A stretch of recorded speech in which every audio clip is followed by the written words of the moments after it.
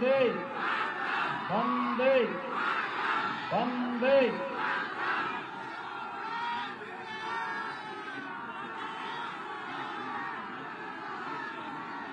बिहार विधानसभा चुनाव के इस अभियान में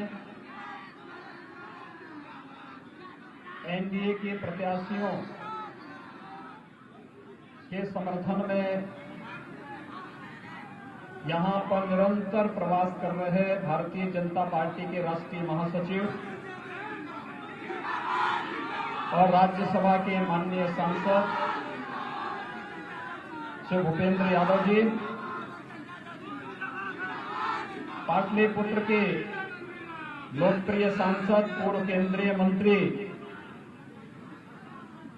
माननीय रामकृपाल यादव जी, राज्यसभा के माननीय सांसद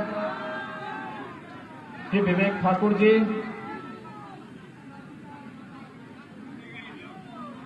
एनडीए के प्रत्याशी श्री जयवर्धन यादव जी, रविंद्र रंजन जी, अशोक वर्मा जी, राजकुमार शर्मा जी, मिथिलेश कुमार जी, श्रीमती मधुबाला शर्मा जी, हेमंत पटेल जी, संदीप गुप्ता जी, नरेंद्र चंद्रवंशी जी,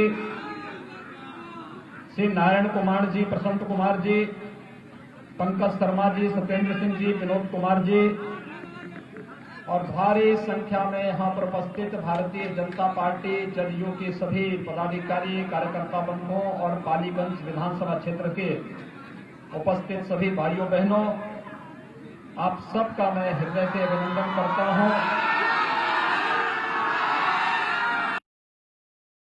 धरती से आया हूं, लीलाधारी भगवान श्री कृष्ण की जन्मभूमि उत्तर प्रदेश ही है और भगवान श्री कृष्ण की जन्मभूमि से आज मुझे बिहार के पहले मुख्यमंत्री श्री कृष्ण सिंह जी के 133वीं जयंती के कार्यक्रम में यहां पर उपस्थित होने का सौभाग्य प्राप्त हो रहा है। बिहार के विकास के लिए जो मॉडल उन्होंने खड़ा किया था, आज उसकी आवश्यकता बिहार महसूस करता और बिहार में नीतीश जी के नेतृत्व में पिछले 15 वर्षों से विकास और सुशासन का जो मॉडल खड़ा हुआ है, ये उन्हीं भावनाओं का प्रतिनिधित्व कर रहा है। इस अवसर पर मैं श्री कृष्ण सिंह जी के प्रति विनम्र श्रद्धांजलि अर्पित करते हुए उनकी स्मृतियों को नमन करता हूं और आप सबका हृदय से अभिनंदन करता हूं। भाइयों बहनों, वैश्विक महामारी कोरोना कालखंड में जो उत्साह आपके अंदर है, यह अभिनंदनीय है। हम जैसे सार्वजनिक जीवन में कार्य करने अत्यंत प्रेरणादायी है, लेकिन मेरी आप सबसे अपील है, कल आपने आदरणीय प्रधानमंत्री जी का राष्ट्र के नाम संबोधन सुना होगा और प्रधानमंत्री जी ने लगातार जब से पिछले 7 महीनों से देश कोरोना के खिलाफ लड़ाई लड़ रहा है, देश के नाम लगातार उन्होंने अपने संदेश में एक बात कही है और वो बात उन्होंने कही कि कोरोना का जब तक दवा नहीं आती है, जब तक कोई वैक्सीन नहीं आती है, तब तक बचाव ही सर्वोत्तम उपाय है। और इसके लिए 2 ही कार्य, एक 2 गज की दूरी और दूसरा मास्क जरूरी, हमें इसका पालन करना होगा। लेकिन साथ ही साथ लोकतंत्र के इस महापर्व के उत्साह और उमंग को भी कम नहीं होने देना है और इस उत्साह और उमंग को और नई ऊंचाइयों तक पहुंचाने के लिए आज यहां पर मंच पर हमारे तमाम राष्ट्रीय स्तर के नेतागण, मंच को संबोधन के माध्यम से आपका मार्गदर्शन भी किए हैं, समर्थन और सहयोग भी। इसी क्रम में आपसे अपील करने के लिए आया हूं। आपने देखा होगा प्रधानमंत्री मोदी जी के नेतृत्व में किस प्रकार की लड़ाई पूरा देश लड़ रहा है, और कोरोना में लॉकडाउन प्रारंभ होते ही प्रधानमंत्री गरीब कल्याण पैकेज की घोषणा करके हर गरीब को राशन की सुविधा की गारंटी निःशुल्क उपलब्ध करवा देना, प्रधानमंत्री गरीब कल्याण रोजगार अभियान का शुभारंभ बिहार से करना, हर गरीब को रसोई गैस का सिलेंडर कोरोना कालखंड में निःशुल्क उपलब्ध करवाने की व्यवस्था करना, या फिर प्रधानमंत्री आत्मनिर्भर पैकेज के अंदर 20 लाख करोड़ रुपए का एक बृहद पैकेज दे करके गरीब के लिए, किसान के लिए, नौजवान के लिए, महिलाओं के लिए, समाज के प्रत्येक तबके के लिए जो योजनाएं बनाई, पूरी दुनिया आज से रोल मॉडल के रूप में स्वीकार कर रही है और प्रधानमंत्री मोदी जी का अभिनंदन कर रही है। भाइयों बहनों, 135 करोड़ की आबादी के देश को कोरोना जैसे संक्रमण से बचाने के लिए प्रधानमंत्री मोदी जी के नेतृत्व में जो बेहतर कार्य हुआ है, आज बिहार के ऊपर जिम्मेदारी है। कोरोना से लड़ाई जीते हो, काफी हद तक जीत चुके हो नीतीश कुमार जी के नेतृत्व में, लेकिन राजद और कांग्रेस एक नए कोरोना के रूप में भाकपा माले को लेकर के आपके बीच में से छोड़ना चाहता। ये कोरोना से कम नहीं है। चलो भारत के टुकड़े टुकड़े करने की मंशा के साथ भारत के उच्च संस्थानों में नारेबाजी कर रहे हो, कांग्रेस और राजद का उन्हें समर्थन मिलना, इससे बड़ा दुर्भाग्य भारत के राजनीतिक क्षेत्र में दूसरा नहीं हो सकता है। और ये लोग आकर के एक बार फिर से देश के अंदर आतंकवाद को, नक्सलवाद को, उग्रवाद और अलगाववाद को फैलाने की खुद भी चेष्टा होने देना है, और यही अपील करने के लिए आज मैं आपके बीच आया हूं। याद करिए, विकास और सुशासन का एक मॉडल आपको दिया है।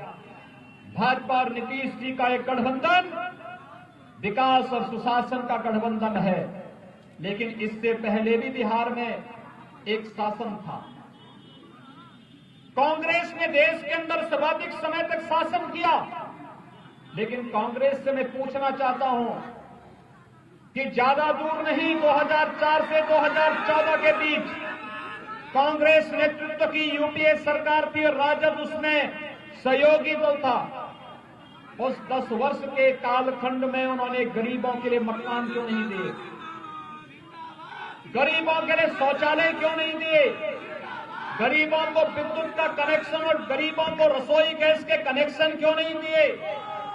उस समय उन्होंने गरीबों के लिए 5 लाख रुपए की आयुष्मान भारत का स्वास्थ्य बीमा का कवर क्यों नहीं दिया? और किसानों के लिए भी उन्होंने प्रधानमंत्री किसान सम्मान निधि की घोषणा वे क्यों नहीं कर पाए?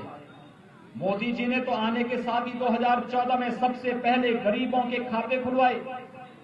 इसमें कोई भेद नहीं, किस जाति का है, किस क्षेत्र का है, किस भाषा का है, किस मत का है, किस मजहब का है। उन्होंने तो कहा सबका साथ, सबका विकास।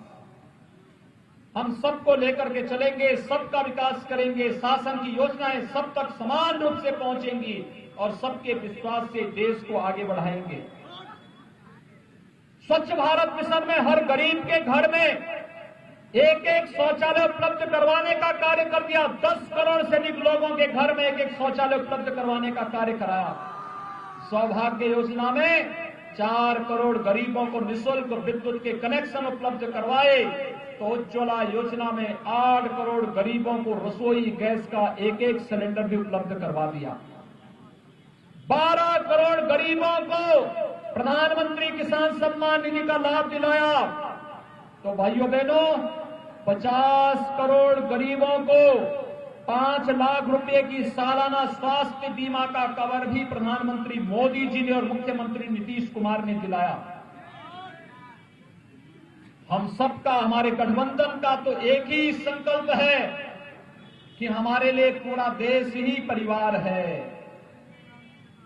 हमारे लिए पूरा देश ही परिवार है और हमारा तो संकल्प है कि तेरा वैभव अमर रहे मां, हम दिन चार रहे न रहे। लेकिन कांग्रेस और राजद का कि मेरा वैभव अमर रहे मां, तुम दिन चार रहो न रहो, यानी उनके लिए देश से कोई मतलब नहीं, परिवार ही पार्टी है और पार्टी ही देश है। उनके लिए गरीब कोई मुद्दा नहीं, किसान कोई मुद्दा नहीं, नौजवान कोई मुद्दा नहीं, महिलाएं कोई मुद्दा नहीं, और आवश्यकता पड़ती तो देश के खिलाफ बंटवारे की राजनीति करना। 1947 में भारत का दुर्भाग्यपूर्ण विभाजन कांग्रेस ने करवाया और आज भी कहीं पे नक्सलवाद को, कहीं पे उग्रवाद को, कहीं पे अलगाववाद को अपने राजनीतिक स्वार्थों के लिए लोग भड़काने का कार्य कर रहे हैं।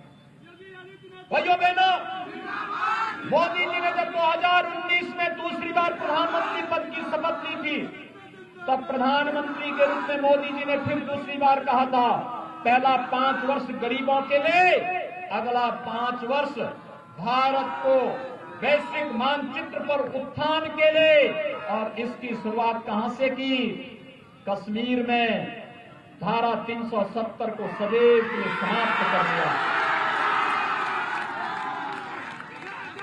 आज अगर पालीगंज का भी कोई नौजवान चाहता है कि उसे पालीगंज के साथ साथ श्रीनगर में भी एक मकान बनाना है, तो अब जाकर के वहां पर जा सकता है और श्रीनगर में भी अपने लिए मकान खरीद सकता है।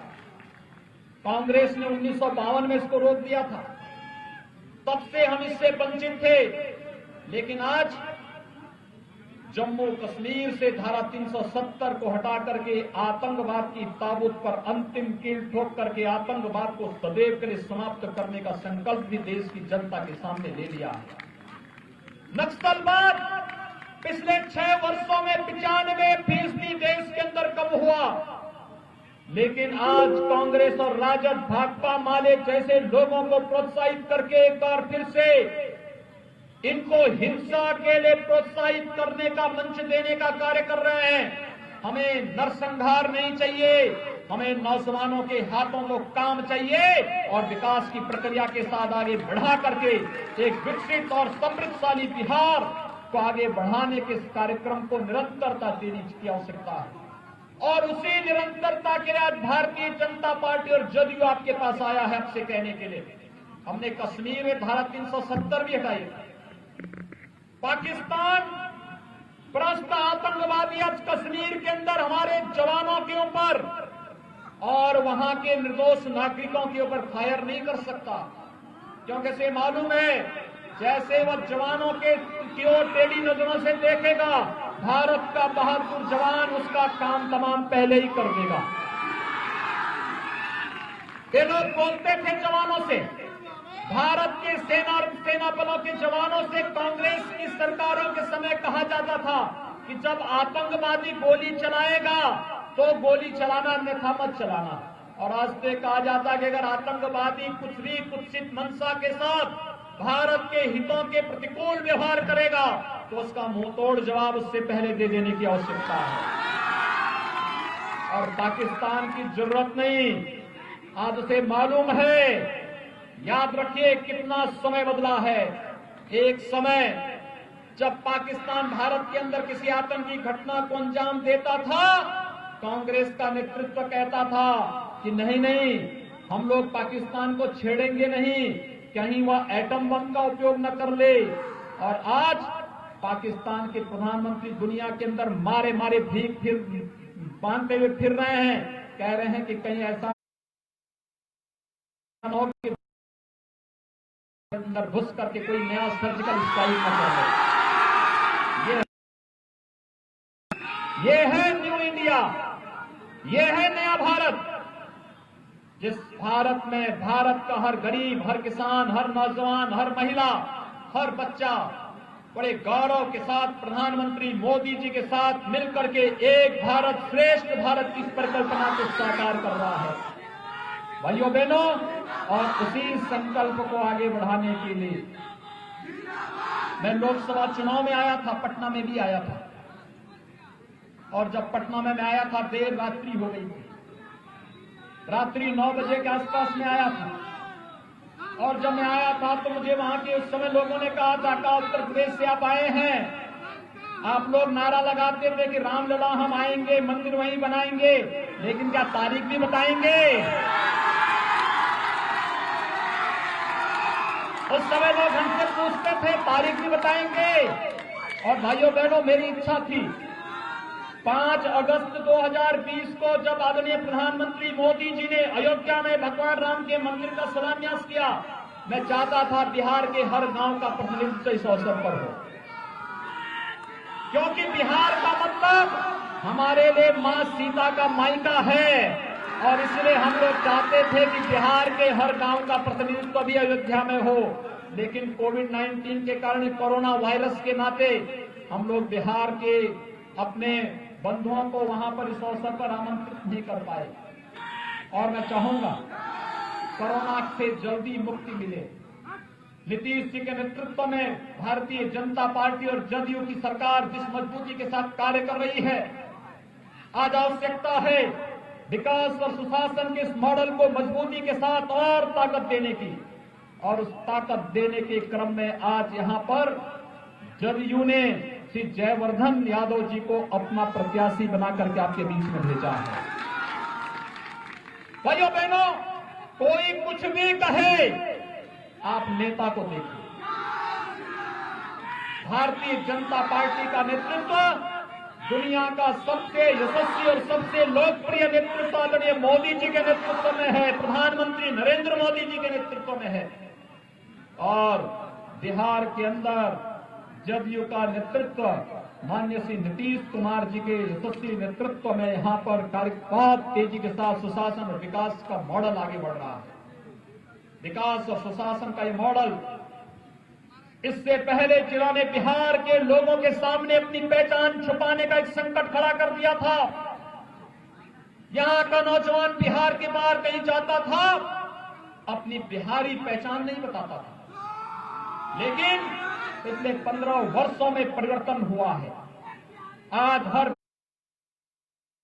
बिहार का नौजवान गर्व के साथ कह सकता है कि हम बिहार के हैं। और यह बिहार की पहचान जो ज्ञान की पहचान रही है, देश के अंदर एक नई दिशा देने की पहचान रही है। कभी बिहार पूरे आर्यावर्त को एक नेतृत्व देता था, एक दिशा देता था। आपने विश्व प्रसिद्ध चाणक्य का नाम सुना है, और चाणक्य की यह धरती, पाटलिपुत्र की धरती, भारत के उस स्वर्ण युग की धरती, जब चंद्रगुप्त मौर्य ने पूरे आर्यावर्त में शासन करके भारत के स्वर्ण युग की शुरुआत की थी, वह पाटलिपुत्र आज का यही पटना है। और भाइयों बहनों, आप सबको भारत की इस गौरवशाली परंपरा पर गौरव की अनुभूति करनी चाहिए। कांग्रेस ने, राजद ने इस पहचान को धूमिल किया। आज भाजपा और जदयू इस पहचान को फिर से एक नई ऊंचाइयों तक पहुंचाने का कार्य कर रहे हैं। और इस जिससे एक बार फिर से कोरोना काल, किसी भी राज्य का पहला चुनाव और बिहार विधानसभा से इसकी शुरुआत हो रही है। आप कि भारतीय जनता पार्टी समर्थित जदयू प्रत्याशी जयवर्धन यादव को तीर चुनाव चिन्ह पर 28 अक्टूबर को होने वाले चुनाव में भारी मतों से विजयी बनाने की अपील करने के लिए आज मैं आपके बीच आया हूं। आपसे कहने के लिए कि भारतीय जनता पार्टी की केंद्र की सरकार ने और भारतीय जनता पार्टी जदयू की बिहार की सरकार ने विकास का जो मॉडल और सुशासन का जो मॉडल दिया है, इसको नई ऊंचाइयों तक लाने की आवश्यकता है। और इसके लिए यह यशस्वी नेतृत्व फिर से बिहार के अंदर आए और बिहार को उसकी पहचान दिला सके, इस विश्वास के साथ श्री जयवर्धन यादव जी को भारी बहुमत से विजयी बनाने की अपील आप सबसे करते हुए वाणी को देता हूं विराम। जय जय श्री राम, जय जय श्री राम, जय जय श्री राम।